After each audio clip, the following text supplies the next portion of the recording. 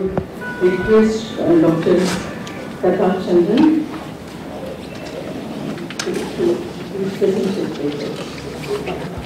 Respected Chairperson, friends and colleagues, let me make a confession right at the beginning. I'm not an expert on Buddhist archaeology. I primarily do more of Harappan archaeology. But this presentation is primarily from some of the observations which I have done during some of my excavations in the Harappan times and other related cultures. There are just some thoughts which I have been having after seeing some of these monuments. And the title of the paper is Antiquity of the Stupas, where I am trying to look at some of the early structures which probably would have been the early beginnings of the stupas of the later Buddhist period in India. And this idea came to me while working at the Sultanate of Oman, where I had a project of excavation for a few seasons. And few of the structures which I saw over there, Pali structures particularly, of the Chalcolithic times, which is contemporary to the Harappans in India, they resemble very much some of our stupas, the basic structure of them, even though not in its entirety. I would like to show some of the pictures and then try to just think loud whether it could be some of the early forms of the stupas from which it could have originated, whether it's actually in use a well or not. Next please. That's the lady standing inside that well. It was the structure which we saw earlier. And right at the base of that, one of the collapsed stones is lying, so you cannot go below that. And nobody has actually excavated right down to the base of these structures. This is from the top of the tower which we saw on the previous slide. But standing on the top of that, and then with the well right in the middle of that. Next please. This is a World Heritage Monument, by the way.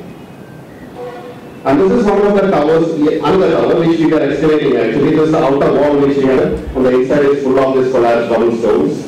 And you have partitions, multiple partitions also inside, which actually was exposed later. This was one of the photographs which I had of the early stages of excavation, where the circular outer wall is being exposed. Next please.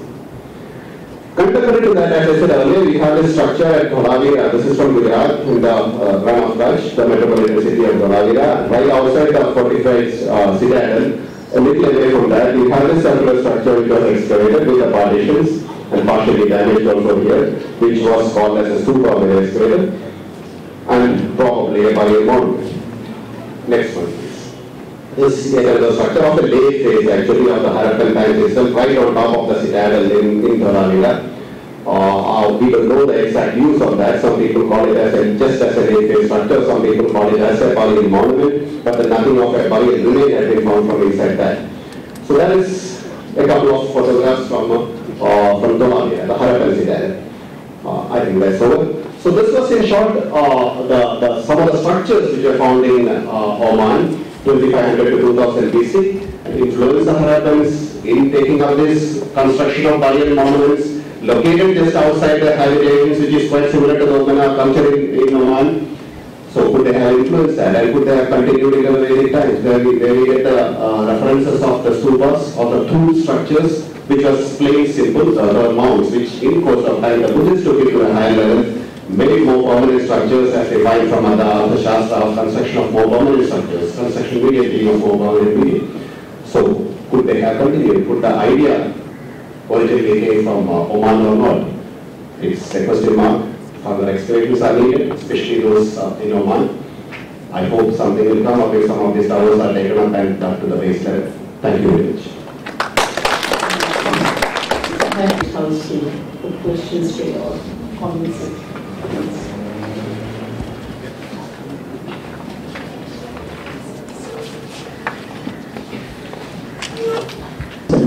So I wonder whether anyone, you yourself, or whether anyone in the audience here might have some knowledge also on holes in the stupa. Yeah, that's exactly what I was trying to point out, that these so-called wells, which the European scholars who excavated that call it, and they call it as well, probably because they have not seen a stupa with the shaft in the middle, which normally contains the relics, which is what actually interested me when I looked at that, because this so-called well, could it be a shaft which has some of the relics inside that? I don't know, because nobody has excavated right to the base of that, only the top levels have been removed. I'm interested primarily in looking at some of the excavations, if they do it any time, if they go down to the base and then expose it more. that would be very interesting to see if it's actually a well or it's a burial mound with some reliefs. Because we have burials from the others, actual burials, which is just outside. And if you look at the Omani community in those times, they had a kind of kinship relation, not a kingship relation as we have in Harappa or probably in the Harappan times or the Mesopotamians. The kings normally, they used to live in small groups and then have the burials just outside their habitations. And the normal burials which we saw in the early photographs had a lot of skeletons, sometimes going to dozens, probably the whole family was buried inside one burial. But then probably the leaders of these kings, they could have been probably buried in some of these bigger structures, the tower-like structures, which is why you do not have many skeletons in that found. Even if it is there, you may have one or two persons. So it's very difficult to find them out and you excavate the whole structure.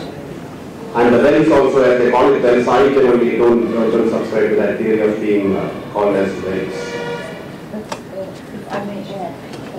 When you were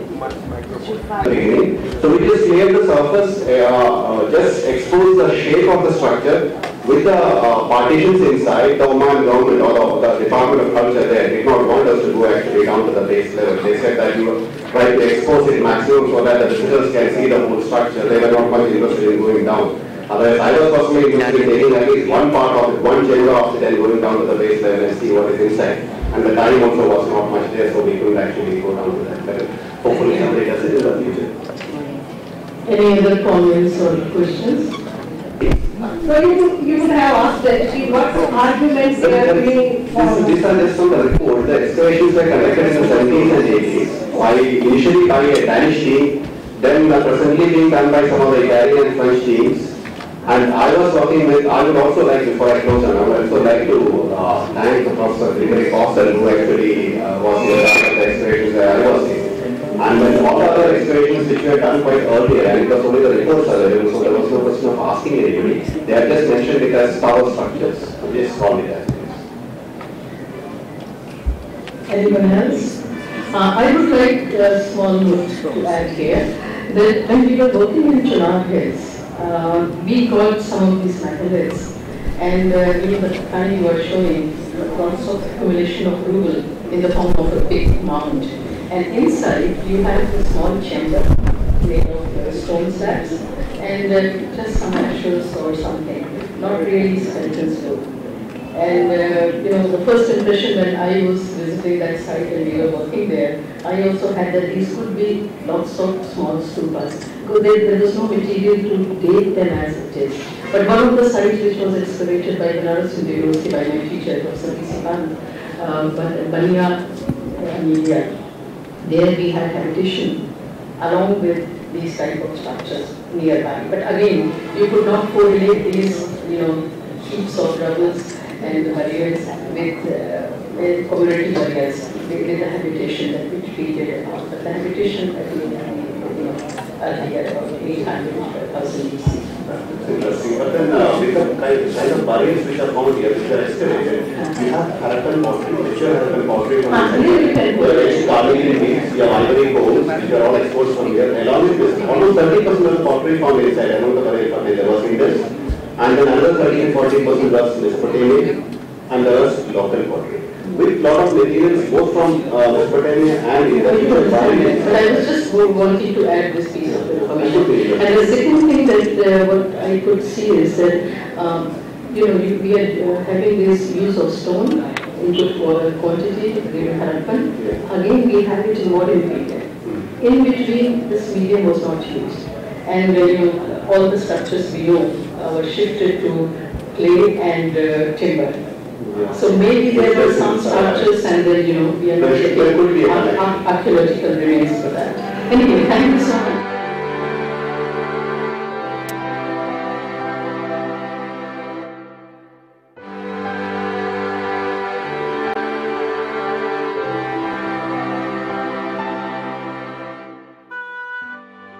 Now, the second paper presentation is by Professor D. Silva. Buddha Aludi Nia Stupa in Gampala. Thank you. Subject that I thought I'll speak on relief chamber excavations in Sri Lanka with special reference to Buddha Aludi Stupa in Gampala. Building a stupa mound enshrining the cremated remains of a chief, king or emperor was a practice found even prior to Buddha. With the introduction of a cult of relic worship, the stupa became a sacred building by enshrining the bodily relics of the Buddha or Arahants.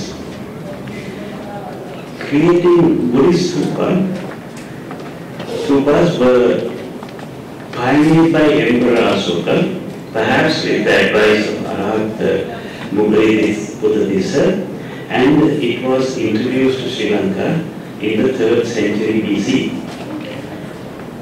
Original Asokan stupas were in the shape of hemispherical dome placed on a base drum and made out of stone or brick, where the relics were placed in a casket made out of stearite or clay pottery. If you look at the excavations, these were is a heap and only a smaller chamber beneath to place the relic basket. This was the practice that was there during Asokan period. Next.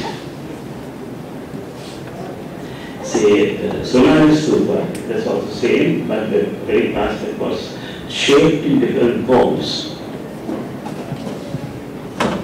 Next. Sanchi Stupa, where even the name of the sacred persons who were buried there or body relics were kept. Say here it's written Sariputta Maha Mugalanasa, so and even inside that with Sir and Ma on the casket. These were engraved or sometimes written with ink. Then next, say this is Sanchi.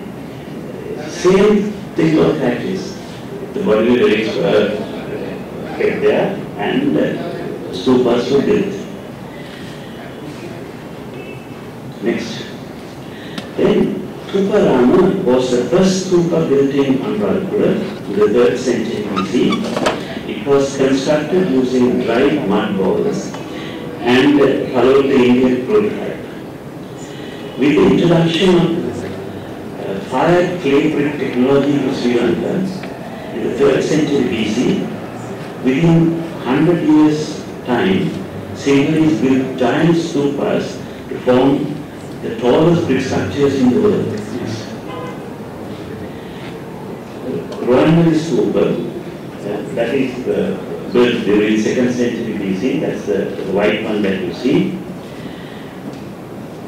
Those are huge mounds. I think they over there you will see. Next. This is Avelgiri Stupa. All brick mounds and say the cube on the top is supposed to have building. You can see the scale of that. Next. That's Jetavana, built in 3rd century.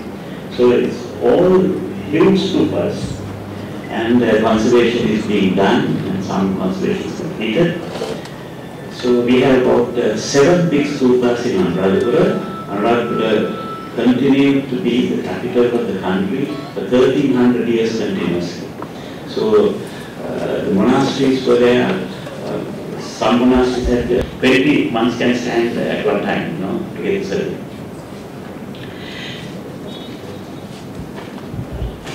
Now, say, when you look at the smaller stupas and say the scale that has changed, you can't have a small relic chamber, so they have multiplied the relic chamber. With the development, the design of the relic chamber has changed. With the development, the design of the relic chamber has changed with the changing customs, rituals, beliefs, practices, and advancement of art and architecture. The great chronicler Mahavamsa has given a fascinating description of the relic chamber and the enshrinements carried out by King Pittuyamanu in the Ruwanmali Stupa in 2nd century BC. As Buddhism served as the main religion in Sri Lanka from the time that it was introduced, many thousands of stupas were built as shrines. These stupas were both small and large. But with time, many were abandoned or overgrown with forest and later ransacked by treasure hunters.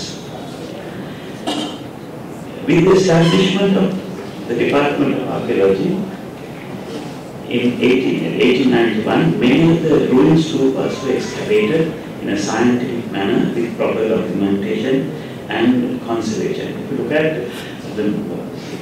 in the drum level, you get one figure or the cube, you get another enshrinement. So like that, not only that, even the 4 idols on the 4 sides have enshrinements with relic chambers, with relic caskets. So it became multiple sort of, say, enshrinements within one stupa, because it was added on by other kings later periods.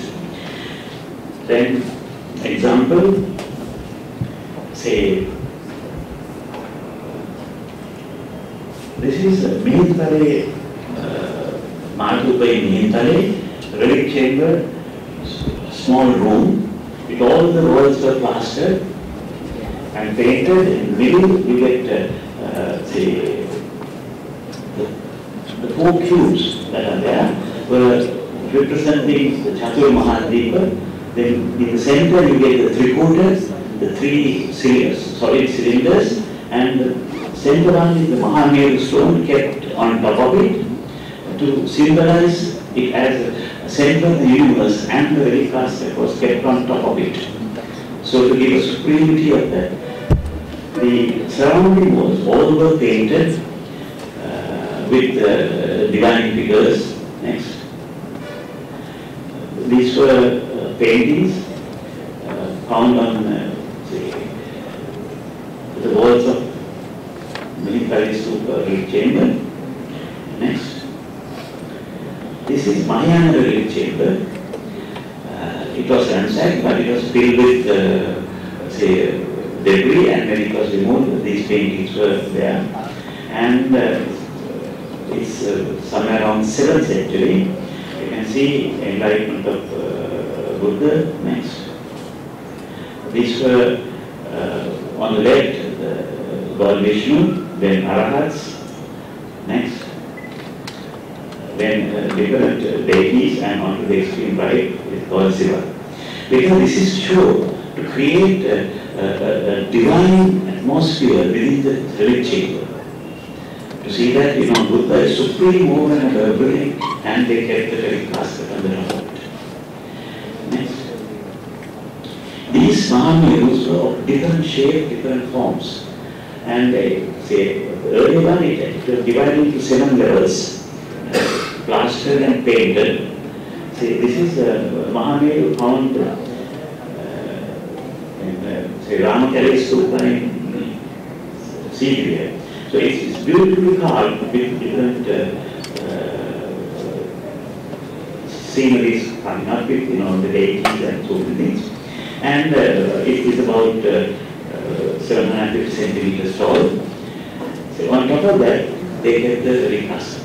Always within the relic casket was made out of either bronze or some other material, but inside you get, say, gold globule, which they place the relics inside. Next. These were the caskets that were excavated. The casket was, say, the most interesting thing because it represented the stupa. And say, different forms, different, say, what has happened at that time. This is earliest one representing the same architectural model that found in Sanchi. Next. You see, this is Dalivara Stupa, 2nd century BC. You see, it represents the model of the, say, stupa that it was enshrined. The flags is amazing to see, 2nd century BC flags with the tassels hanging, then the chakra, the yuga, the harmika, and all the railings right from. Inside this, you get within small golden nodules the relics. Next. Now, excavations were carried out in many other stupa. This is in the small circle in the plan was the earliest stupa. The bigger circle was secondary stupa in the 12th century. You get different relic chambers, and there instead of Mahameru, the model of the stupa was the base. One is on the double-headed lotus on the extreme right corner. The relic basket was kept on top of it. Next.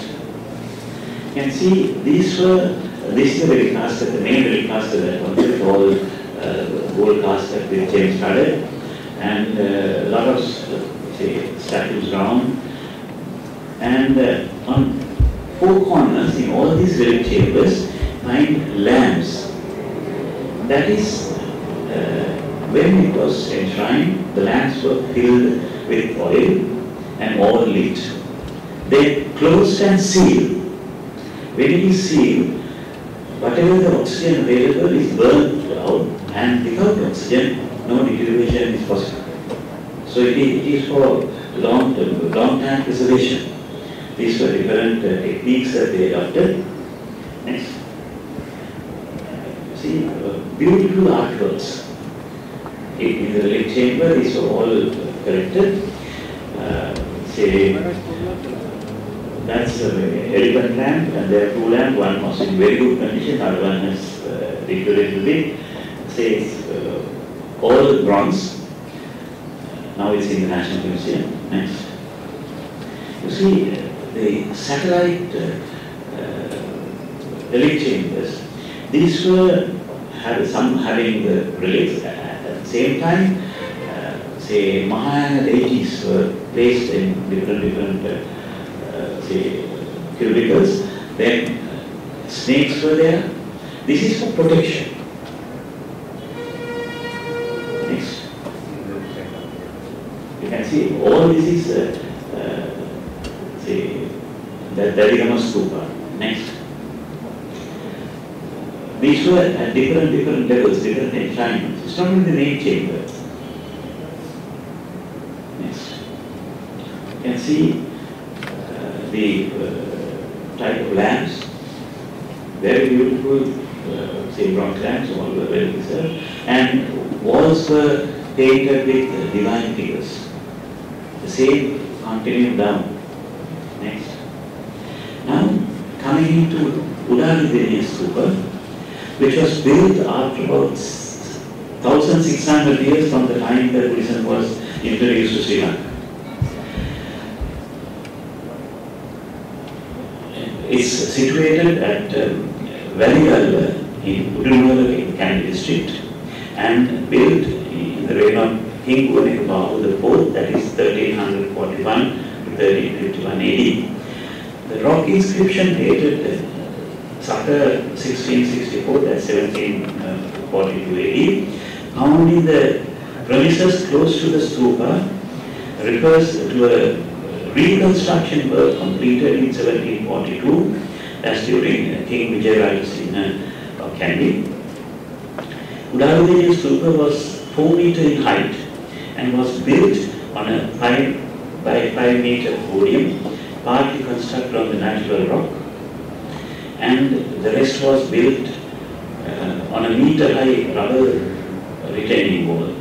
The stone-built stupa had 3 Pesava moldings and the garbha, the upper portion consisting of armica, the circular pinnacle base, and the pinnacle shaft was made as 3 separate stone pieces fitted together on the rubble body of the stupa. Here, when Central Cultural Fund took over conservation of the monastery, this was just abandoned because it's so small. They thought it's a funeral stupa of a high priest who lived there, and it was just left without them. When we found, when we cleaned up, we found it's in some company, some have fallen down. Then it's clear, we found the relic chamber has still to side. Then I advised, with the presence of the high priest, you jack the top one, remove, and correct the structure and place the particular time that were there. So they really wanted to clean the whole thing, then started the installation. When it was, we couldn't raise the upper slab because it was, say, broken into different pieces. Then the sides that was lowered down, and the slabs were placed in the swastika order in plan. And say, when it was removed, found the base was totally covered with termite filling, with a relic chamber, relic casket in the middle, and heads of hundreds of say, Buddha statues were jutting out from the, say, whatever the termite filling there. Next.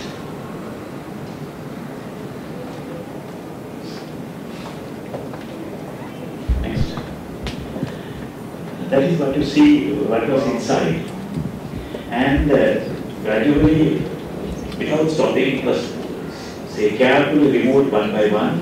And say, the center casket was the one on the right bottom corner. Say, on the base of the chamber, it was painted with a lotus in the middle. The second casket was kept. And the outer casket without the base was a covering on top of it. It's all stupa, the same shape. Outer casket was 150 centimeter tall. Then within the second, when we open the second casket, there you get 3 steps, 3 tiers. On top of the center one, you get another silver casket. It was tied well. Then say, the priest wanted that casket also to be open.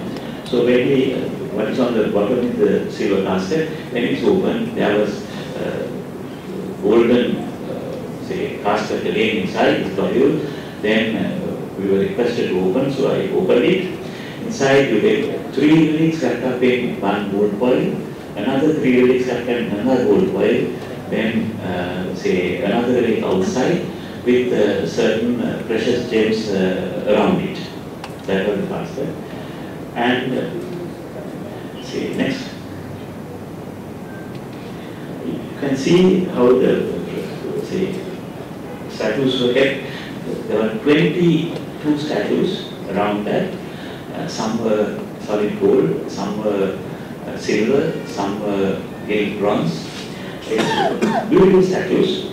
And around the casket, it's like we have an architecture silver text, I-18 to 5th century, where they explain about keeping flags on 4 corners, giving a description of the flag. All that was interpreted in model form here, around the stupa. Then, say, the chatras, whatever thing that needs to respect the royalty, the divine requirement were all placed around it. Next. Those are the 3 caskets. That's the outer casket. On top of the cube, they have placed golden flowers. And the second casket that's open, third one was the open second casket. Then inside, the extreme right, was the casket with the relics inside. Next. These were the statues that were found. We got 250 odd artifacts inside them. 147 statues. Seated, mostly seated, about 8 standing statues. Next. This is the largest statue that was kept on the eastern side of the relic chamber, by the side of the relic casket, and is about, say, 30 centimeters tall, beautiful piece of work, and say, around that you get the smaller ones, and standing with the statues. Next. You see, normally in Sri Lanka we did not have Bhumislasha statues, but we found one inside that relic chamber. And say, these were all different enshrinements, but we found some were enshrined later. That's during the second restoration that I was talking about. I think they have opened up and introduced some more statues and so many things into it. Because we found a Dutch coin and things were beyond to that period. So it's there's a tradition, you know, they also add to the Greek chamber with their community. Next. Next. Now the most interesting thing is they have a ritual which is being performed even in the Truthfully temple in Kandy and also in Sri Mahabodhi Anuradhapura, a bathing ritual of the Buddha. All the ingredients required for that bathing ritual is found there in silver. It's smaller, I kept found that the chakras, the other parasols, those are the flags that were kept on both sides. The second one on the top, that's the statue of the king who actually built the stupa. And the other part, the Kennedy and all that there is well preserved because it was in silver. See, in all these excavations, Paloi can be considered as the objectives of the rituals and practices associated with the relic chamber enshrinements, where what they really wanted to honor and venerate, that's veneration given to the body relics of the Buddha by creating a mythical pedestal to place the relic casket, creation of a divine chamber with paintings of enlightenment, arahats, gods, deities, etc. Then enshrining statues of supernatural guardian deities, nagas, ashtamangala, earth elements like all kinds of gems and minerals for protection of the relics. Then relic casket represented the model of the stupa and was made in gold, silver, bronze, crystal, stone, ivory, etc. Exercised multiple satellite enshrinements in different levels and in different parts in the stupa. Enshrined many other associated objects such as Buddha images, offerings for relics, art objects, gems, jewelry, coins, etc. Rituals and practices carried out for physical and spiritual protection of the relics. Ultimately, Buddhist stupas were built to venerate the triple gem, Buddha, Dhamma, Sangha, using their architectural and artistic talents. Thank you. And lots of things we saw during the very beautiful slides. So now we are open for discussion. Any questions, comments?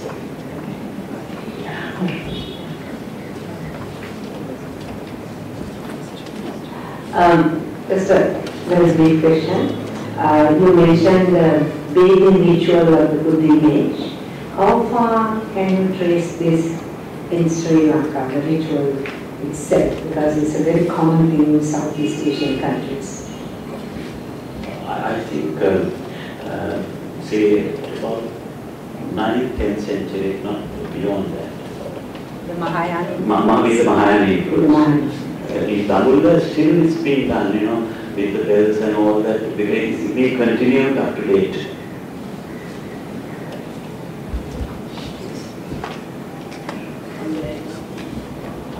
You mentioned that there are super deities.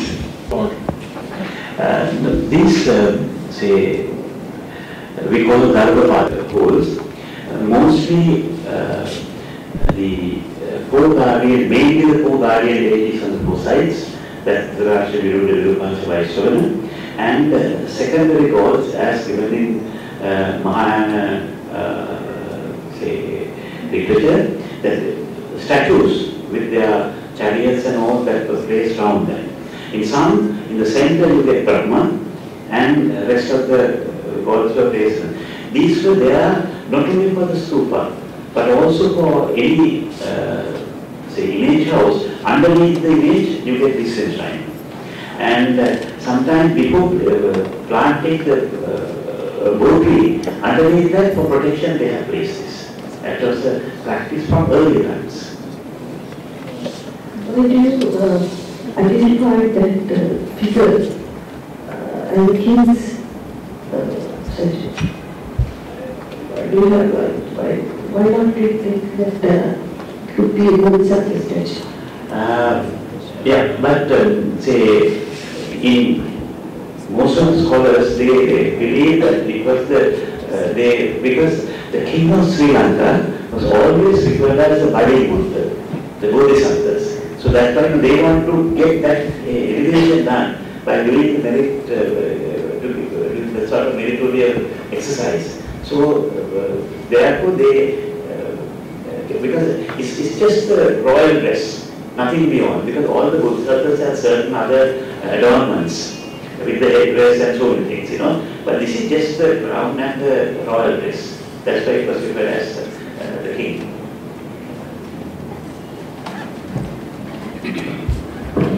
You pointed out the stupas, the Buddha statues you found. There was only one, the Srivastra Mudra. And what is your explanation that all the mudras were in a meditation mudra, but only one in, while anywhere else, for example, Bollywood, usually most of them are of Myanmar, Unsparsa? Say, in our system, we say 99.99% of statues were in Virasana or Siddhasana in meditation pose. Only a few in Lamachaka Mudra preaching. No Bhumisparsha, but Bhumisparsha was introduced later with say 5 stunning girls coming in and statues moving up and down, so they thought that they also can do everywhere. Earlier on, all in meditation.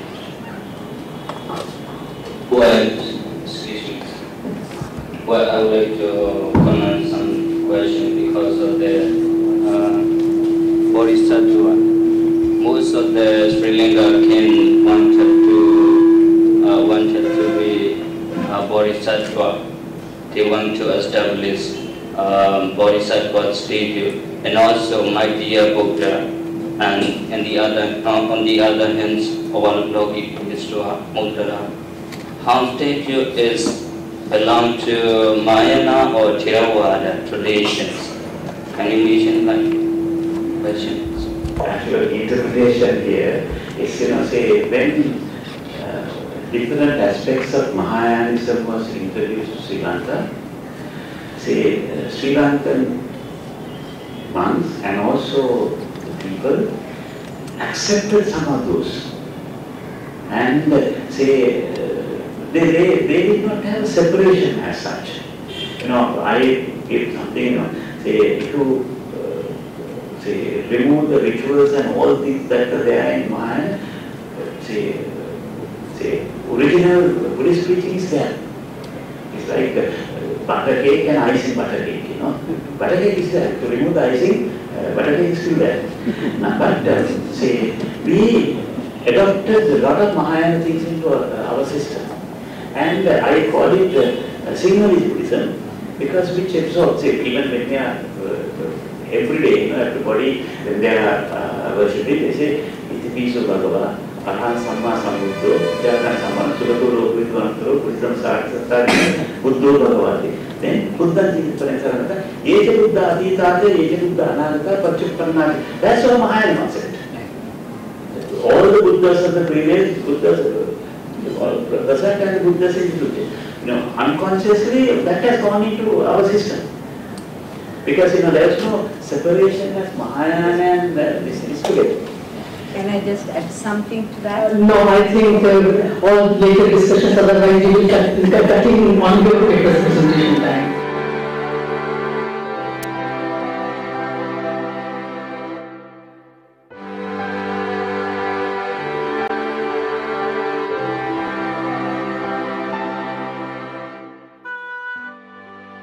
now request Dr.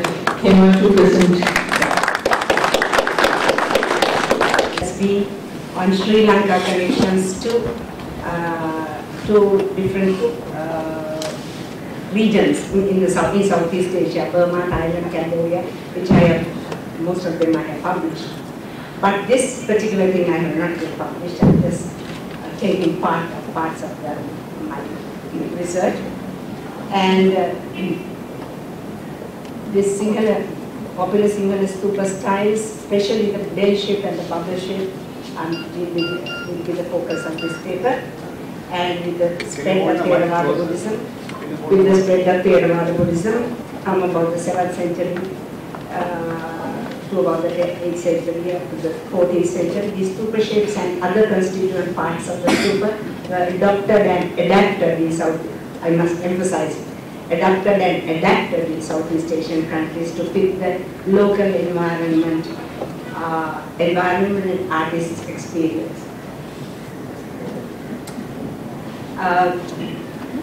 My presentation, really my task has been made easier by the previous presentation with the Professor Niman gave the background, etc., such as the Thuparama, etc., and how it came to be. And this is the Thuparama. So let me now, in Sri Lanka influence of Java, the Abhayagiri Vihara of Sinhala monks at Anuradhapura was found in central Java and dated to 7th century. And now see the bubble stupa, very much influenced by Sri Lanka. Spread to Myanmar, the first construction of stupas in Myanmar was associated with Vedic worship, and especially the sacred tooth relic in Sri Lanka, which the Myanmar kings were keen to possess. In fact, they had an obsession with our sacred tooth relic. Most of the kings wanted to possess the sacred tooth relic, the real one, not a replica. So by the 11th century, King Anavrata, the first historical king, made 5 stupas with a replica, one replica given by our king, and it was made into 4 replicas, and he enshrined them in 5 stupas. And during this period, that is the 11th, 12th, 13th centuries, there are over 200 stupas, Sinhalese influenced stupas built in Bagan itself. This is one of the, as I said, variation of the model. One of the stupas built with a central tooth relic enshrined, and this is again Shesikan Pagoda, very much very popular pagoda. And I have proven that. I hope there are no Burmese are here, but otherwise the sensibilities will be the sensibilities will be disturbed. But in my opinion, this is the first historical stupa, like our Mayana stupa. It has not been yet proven that the first that has been the first historical stupa. This is the famous Chapata stupa, the Chapata who came to Sri Lanka, the monk Chapata who came to Sri Lanka, stayed for 10 years and went back and formed the Sri Lanka Sinhala sect, so-called the Sinhala sect, in Myanmar, in Thailand, Cambodia, all over the region. And this is a very similar one, but very different in shape. These are again, I have a rush. Again, these styles, Sinhala style stupas in Bagan itself, as I said, over 200 different types. Then there were also, I discovered that myself. There were 4 monasteries by Sri Lankan Buddhist monks in Bagan and what you call Bagan, British call it Bagan. And this one of the monasteries I'm displaying here with a Sinhala type of stupa. I have written about it. And this is again Mien Kababu. This is I will show this. This is very, very significant because we do not have a single ancient painting of Thuparama or the earliest stupas in Sri Lanka. The earliest paintings today, I think, in Dambulla, and what we get about 18th-19th centuries. But this is inside that building kind of thing you get in. This goes to 11th-13th century. 1113 CE as painted in Minangkabau in Bagan. It's a temple where all the Mahavansa paintings are. Entire Mahavansa is photographed in this Minangkabau temple. This is one of the paintings. This is again the demarcation of the Stupa. Same temple, 1113. And this is again about the same time. You get it's not too clear. In another temple, Sakyamuni temple in Bagan itself. This is another good monastery, Sri Lankan monastery. There are Sinhala stupa, Sinhala type of stupa. This is the 14th century. They are all the Sinhalese type of stupas in Bagan, with some online. Spread the Sinhalese type stupas to other parts of Southeast Asia. The spread of to other parts of Southeast Asia began later in the period following Parakramahu, that is 1153 to 1186. Kirivehari in Polanaru inspired both Cambodia and Nakhon Si Thammarat in the Malay Peninsula. This is the Kirivehari. This is the Polanaru Kirivehari that inspired the later stupas in all over the region, Southeast Asian region. This is the schematic I am explaining. So first it went to the Nakhon Si Thammarat Malay Peninsula, and there our monks went there and studied there, and the monks came here for reordination as usual. And these are there are 7 sites in Nakhon Si Thammarat, that is the Malay Peninsula. Again the bubble stupa, and the small chedis, very similar to chedis. Same thing, Nakhon Si Thammarat. This is a different, on top you get the thing, but later the base is so very different. Yodiya, that is called.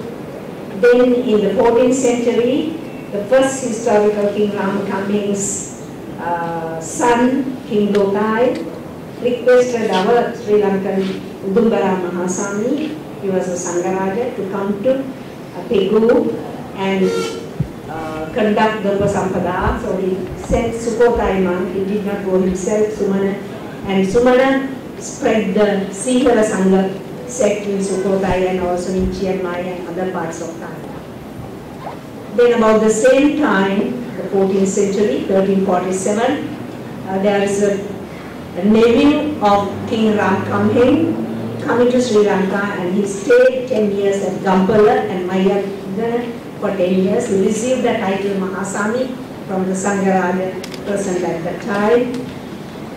And Sisatta or Sisata, he went back, took back relics, Givaratu, the neck relic, and also the Sinhala craftsmen back to Sukhothai. And Sisata along with him, a group of Sinhalese craftsmen of Gampala, and settled them in 5 villages in Sukhothai. I went around looking for the 5 villages, and in Sri Lankan kind of people know. They all mixed up, of course. Especially those of you who have visited Nakhon Si Thammarat, the Malay Peninsula, the upper, the people look very much our color. Chinese blood is much less, mostly our color, and also very similar to our features. So the Sinhala craftsmen built chedis in Sukhothai, over 1,000 chedis, planted 300 Sambodhi shoots, taken from Anuradhapur and founded a Buddha footprint. And this is the main Mahatat that was already there before this Prince Sisata, who was a monk, who went back, but this is the Mahatat. But he changed with the Sri Lankan craftsman, built stucco motifs of the Makaras based on designs at Lanka Tilaka, built in 1342. in Sri Lanka, introduced Sinhalese style stupa and transformed the architectural landscape. This is very important. Transform the architectural landscape of Subodha. After that you get almost all stupas designed after Sri Lanka stupas. This is the Makara Torana, which is also important, which was taken from Sri Lanka.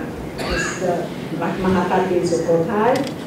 And this is the Gadladinian Makara Torana, Makara arch, much smaller. And this is Gadladinian Makara arch, much smaller. And the elephant is very important here because it will be seen in other stupas later.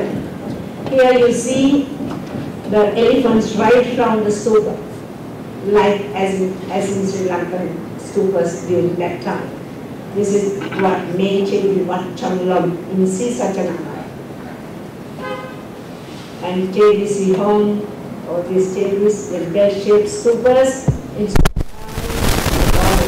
model after Akadi and Gadladinian. Also go high, and still see the white elephants right down the street.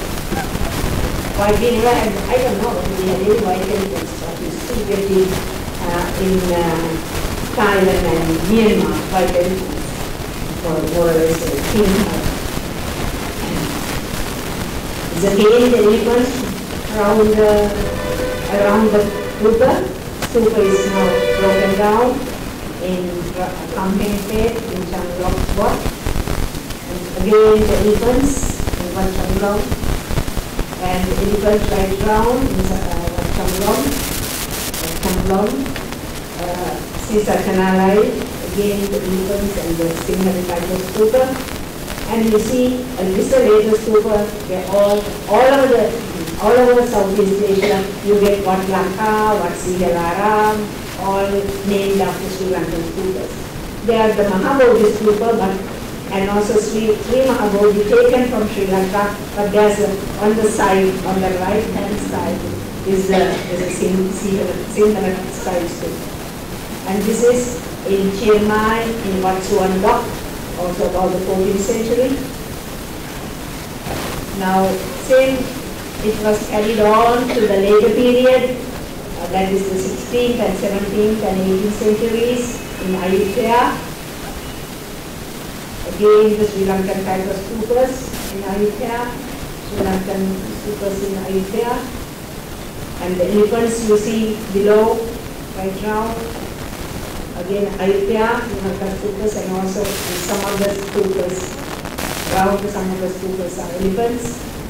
And then now I go to Cambodia. Cambodia, again the 12th century. Cambodia started with the Mahayana Buddhism and before that Hinduism. But this Mahayana king, whose wife, I have proved that, whose wife was a Theravada queen, she had Theravada leanings, and he did the Mahayana king Jayavarman VII, he was the emperor of Cambodia, and that then it was the largest empire in Southeast Asia, Cambodia, during Jayavarman VII's period, 12th century. And he had built a monument in honor of his dead father. Of course, he had connections later. He sent his son Tamalinda to Sri Lanka to study, and again, he is one of those people who went back to Thailand and formed Burma and formed the Sinhala sect. This, what you are going to see, this one is the stupa in the central tower of Prasad Prakhan. Those of you who have visited Angkor Wat may not have seen this because it is almost kind of hidden. You need to go looking for Prasad Prakhan. Of course, unless you visit Prasad Prakhan, you will not see the stupa. So going back, this stupa is reminiscent of the then contemporary stupa style in Sri Lanka, which you saw, the Kirivera in Colonel. Then I go to Laos. It was the Sri Lankan monks in Cambodia, living in Cambodia as Rajagurus, as teachers of the royalty, who who introduced Buddhism to Laos in the 14th century. And the Cambodian king's daughter is another Jayavarman Parameswara, Jayavarman Parameswara in 1327. He gave his daughter in marriage to a Laos prince who was brought to Cambodia in the sea, and there he spent his childhood in the Cambodian palace. So this prince, Lao prince, married this princess of the Cambodian palace, and the Cambodian king sent a team of Buddhist monks headed by 3 Sinhala monks, Mahadeva the elder brother, Mahadeva the younger brother, and Nandi Panya the 3 monks. And the chief monk became the first Sangharaja of Laos. First Sangharaja of Laos, along with another Sangharaja, teacher of the Laos prince, became the 2 first Sangharajas in Laos. So Sri Lankan Buddha image that was carried with this delegation became the Palladium of Laos, and it's still the Palladium like our Dattadhatu holy tooth relic in Sri Lanka. This is a Sinhala type stupa in Laos. Sinhala type stupa, a clear image in Laos. And so the conclusions are Sinhalese style stupa became the dominant feature of stupa architecture in Southeast Asia in the context of the general cultural traffic from Sri Lanka. I'm sorry I have not had the time to give details. 12th century, something significant is 12th century murals in Menkaba Buddhaji temple and the Sakaman temple which you saw in Bagad are the earliest restoration of Tuparama's appearance. Anyway, thank you very much. Just 1 or 2 very specific questions, please, because we are behind schedule. Anyone wants to ask something? Specific question? In Myanmar, there are so many dynasties. Yet, 3rd century or 11th century, another dynasty, Arakan dynasty, or also because you mentioned like slide. Bagan dynasty. Sorry, what do you want? Yeah. What slide do you want? Upia, Upakoda. If you tell me which one, I can go and get it. Forward. Chapata? No, Sapata? no, Do you want Sapata? no. Forward.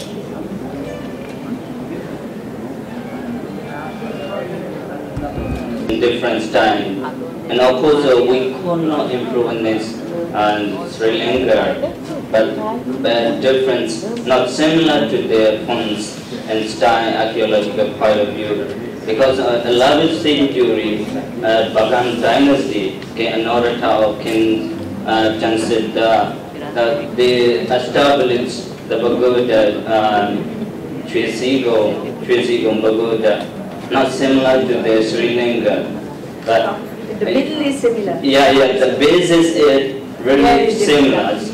Also, at the time, Poranaruwa dynasty, I think so, 11th century, and also you can mention how to compare Poranaruwa and Bagan dynasties. That is my comment and suggestion.